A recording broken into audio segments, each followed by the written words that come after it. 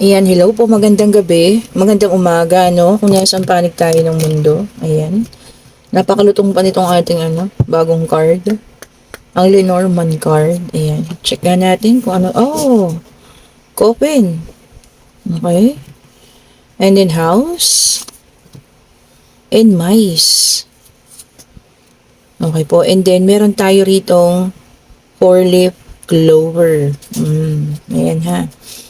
So, huwag katakutan ang coffin. Also signifies yan ng pagtatapos. Ayan. And ang bahay naman signifies your own house, no? Kayong mga nakatira sa loob ng bahay na yun. And also yung mice naman signifies, mga sakit, ganyan. Emotional, physical na sakit. Baka may mararamdaman kayong ganyan. And of course, ang four-leaf clover, ayan, ay swerte na maaring parating, So, check pa nga po natin kung ano yung situation ito, ha. Okay, salamat po sa mga nag-order, ayan. Maraming salamat po sa inyo. Sa mga nagpapaschedule na ng reading para sa forecast, ayan, thank you so much po, ha. Year 2025, maraming salamat. Ayan po. Okay, so meron po tayo ditong Five of Pentacles. Ayan. Okay, check pa nga natin. And then, meron tayo ditong Five of Cups. Okay. Check pa po natin kung ano pang ilalabas ng ating four spread cards. Lenormand and White Tarot card. Ayan. Ang ganda ng ng Lenormand card. Napaka, ng mga kulay. Ito naman kasi, White Tarot is classic. Classic yung mga, niya, pagka-painting. And then, meron tayong Five of Swords. Okay. Dalawa ito. Pero itong isa, babaw lang kunin natin, ha. And then, meron tayong Queen of Pentacles. Okay po. So, dito kasi maaring umalis na sa inyo ang taong ito. Ayan, nag-ending. Nagkaroon kasi ng ending ang relationship mo. Ayan. So, ayan po ha. Merong ending. Nagkaroon ng paghiwalayan.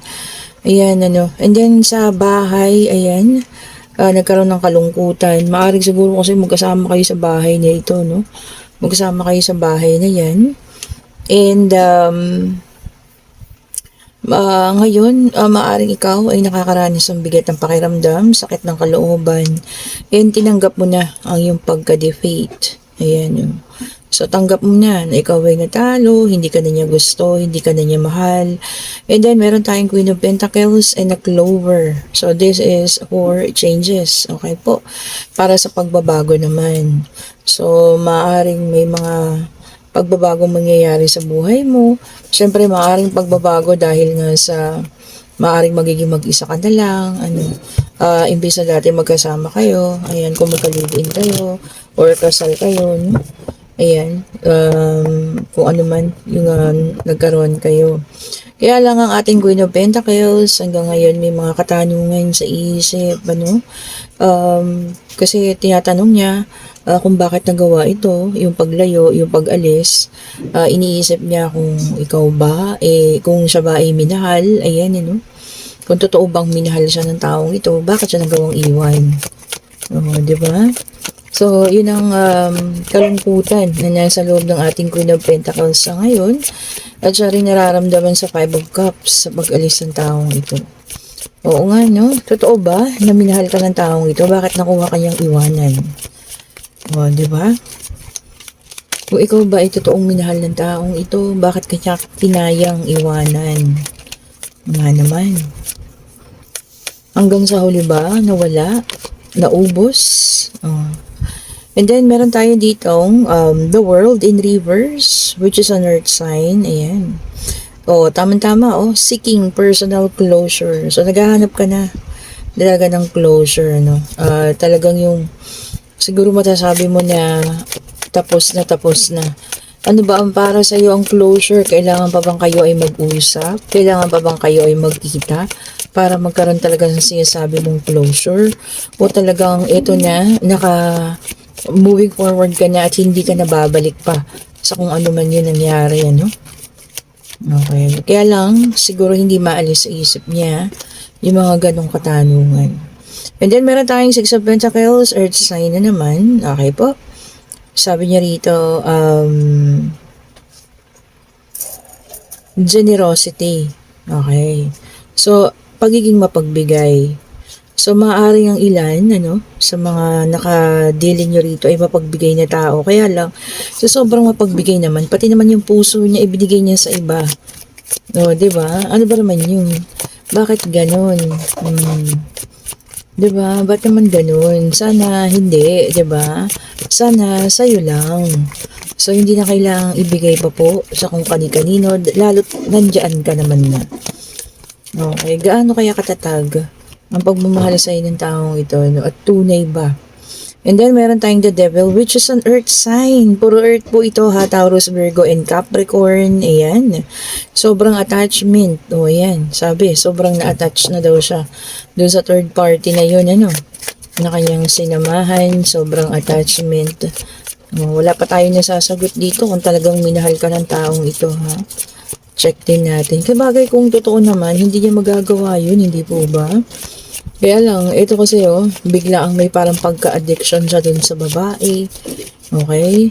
So, bigla ang parang naging interesado siya dun sa babae. Bakit may gano'n, Kung tunay at puro ang pagmamahal sa iyo, hindi kailangan mamili. Kasi dito, namili din, And sad to say, hindi ikaw yung pinili. Okay?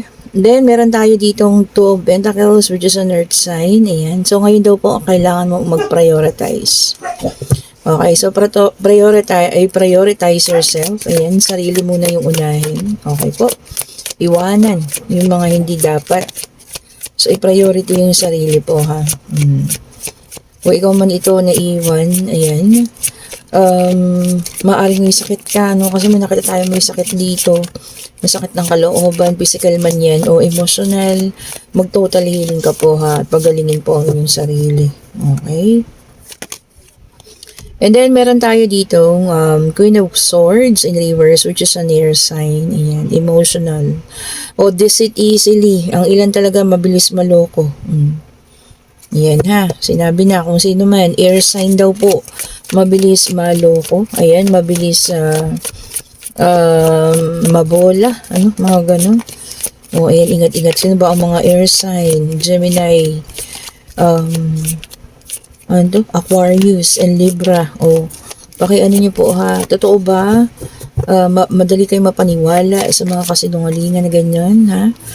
Okay po. So, sana, minsan, huwag puro puso. Tama, i-balance naman. Okay po. And then, meron tayong Queen of Cups, which is a water sign. Ayan. O, yung iba naman magiging emotionally stable. So, iba-iba, ha. And yung iba daw magiging mas caring. Oh, yan, mga in love siguro yan ngayon, Sobrang pagmamahal naman ang ipapakita po. Okay? And then, meron tayo ditong Ten of Swords, which is an air sign, Gemini, Libra, and Aquarius. Kanina pa nga, painful endings. Okay po. So, ayan. So, meron talagang masakit na mararamdaman, deep wounds or malalim na sugat. Ayan. So, magkakaroon yung iba sa inyo ng ganyang pakiramdam, ha. Meron ding failure, ayan. So, defeat, pagkatalo nga. So, ayan. So, parang kasi gano'n ang sa pag-ibig. Maaaring kayo ay natatalo parang sa isang labanan yan. Pag hindi nagtagumpay, ibig sabihin, natalo po tayo. Ibig sabihin, kapag hindi kayo nagtagal, ibig sabihin po, natalo. Kasi nga, may ginustong iba, may sinamahan na iba. Siguro, regardless, kahit ilang taon na kayo magkasama, yung iba nga, 20 years, pero tingnan nyo naman, doon pa rin ang daan, sa paghiwalayan pa rin. And then, Nine of Wands, okay po, in reverse, which is a fire sign. So, feeling ko lumabas na lahat. So, unang latag is puro earth, and then air, water, and fire. Oh, lumabas na lahat, ha. So, meron tayong Nine of Wands in reverse. Okay po. Sabi yung iba, struggle, hirap. Okay. So, maaring hirap sa heal ngayon, ano, sa pag-cope up. Kasi maaaring nasanay tayo, nagkaroon tayo ng co-independent na.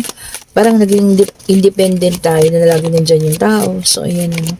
So hirap tayo ngayon. Nagkakaroon ng struggle para mabuo ulit yung sarili. Ayan po, ha. Pero mapagdadaanan nyo lang po yan, ha. Para sa mas mabuti at matagumpay po. Okay? So, sana maalisan. Okay, makaalis. Ayan. And then, meron tayong the Empress, which is an earth sign. Abundance naman ang kapalit. Kita nyo naman, ha. Ang the Empress also signifies fertility o paglago po. So, ayan. So, yun naman ang kapalit. Abundance. And then, meron tayong King of Swords, an air sign. O, this time naman daw po, head over heart ang pipiliin ng iba. So, mag-iisip muna bago paganahin ng puso. Oo nga naman, minsan sundin din natin ang isip, ha. Or much better, ibalanse nga po. Huwag puro isip, huwag puro puso, ha. Ibalanse po natin. Okay. Nasa pagbabalanse naman ang lahat ng mga bagay, no? Ibalanse, una ang oras. Ibalanse ang pagkain. Ibalanse ang emosyon. Diba? Basta kaya mong kontrolin at ibalanse lahat, magiging maayos po. And then, meron tayong Page of Swords, which is an air sign. Ayan.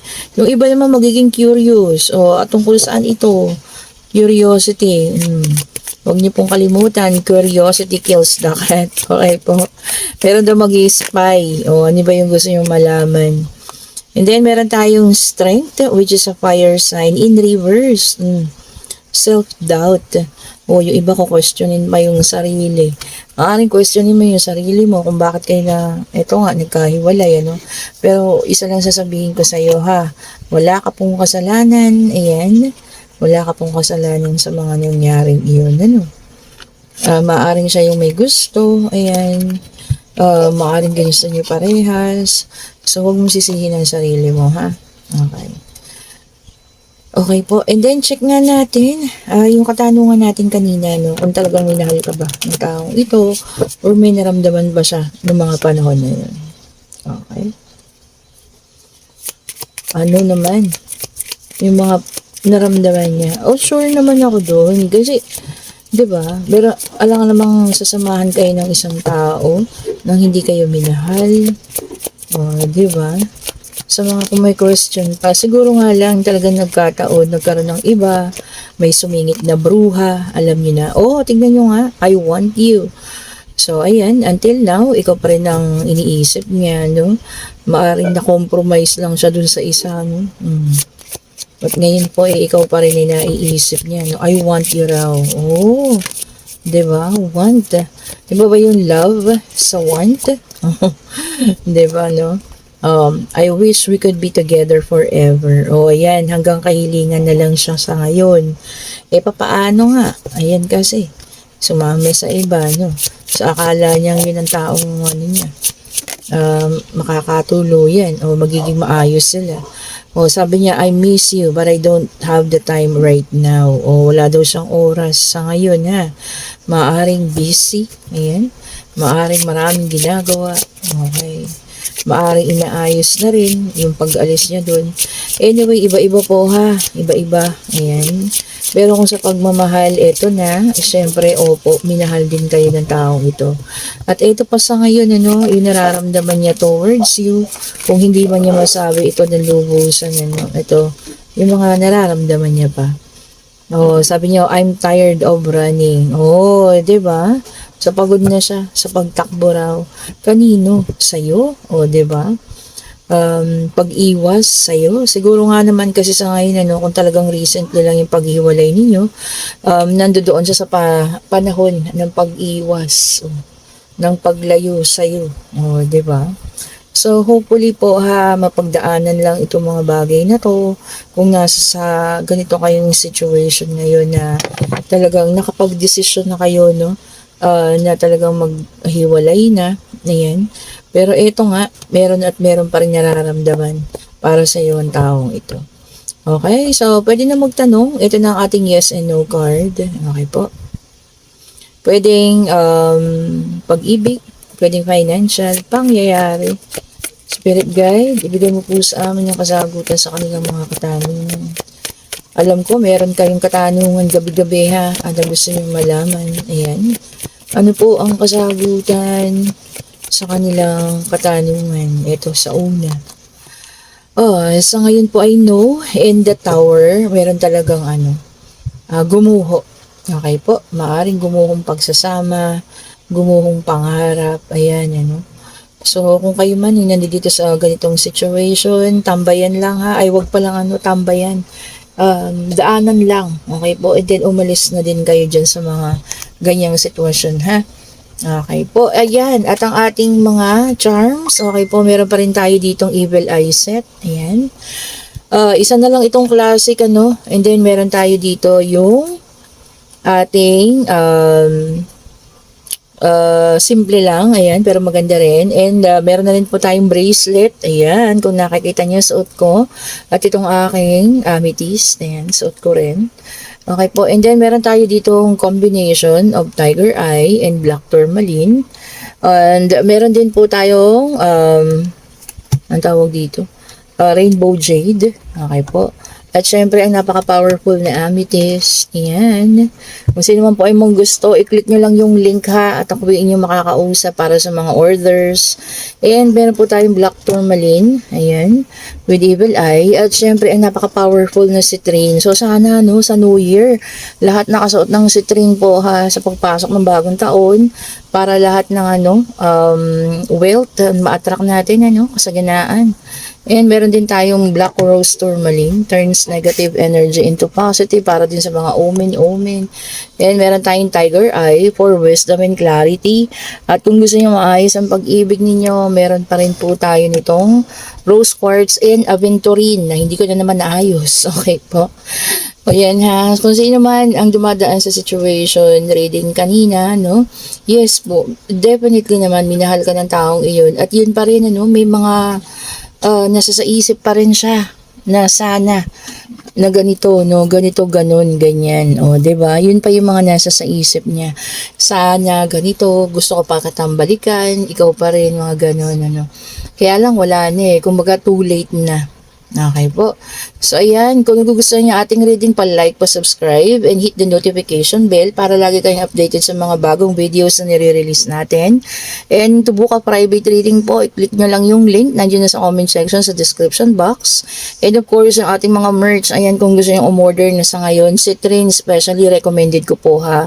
Sa pagpasok ng taon, sana suot ninyo lahat ang inyong mga citrine to attract wealth. Ayan. Para ma-attract lahat ng financial, yung may mga problema sa finances para magtapos na. Okay po. Thank you so much for watching. Have a great day and stay safe. Bye-bye po sa inyong lahat.